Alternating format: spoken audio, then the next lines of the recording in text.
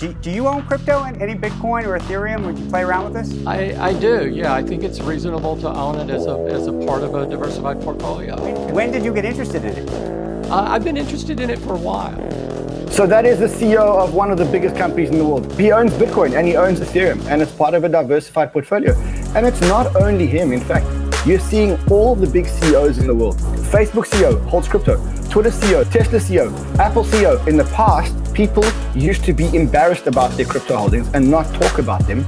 We're now at the point where people are publicizing the fact that they own crypto. 58% of Gen Zs are considering quitting their work and going to work full-time in crypto. At the same time, total internet users versus total crypto users. We are where the internet was in 1998. And we are following exactly the same trajectory. Exactly as I have been predicting. Now, look back. What happened to the internet since 1998? It has absolutely fucking exploded.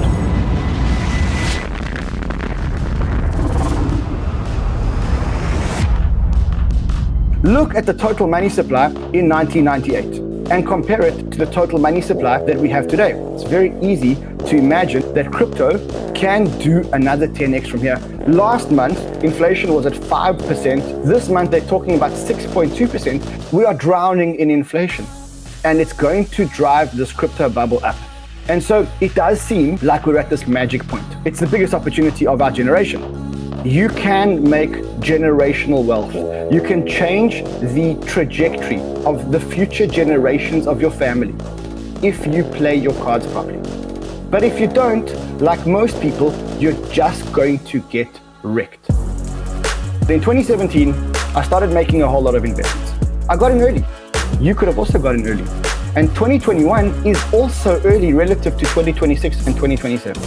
So in 2017, I invested $5,000 into ETH, in Link, in Arweave, in Luna, in BNB, in Injective Protocol, and in Phantom. That portfolio is worth $38 million today.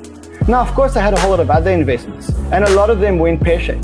But every time it went pear-shaped, I only lost $5,000. And every time it went right, I made myself multiples of the $5,000. There's a lesson to be learned here. And instead of trying to trade the cycle, just sit back and let them do their thing. The only real money I've ever made is using the strategy.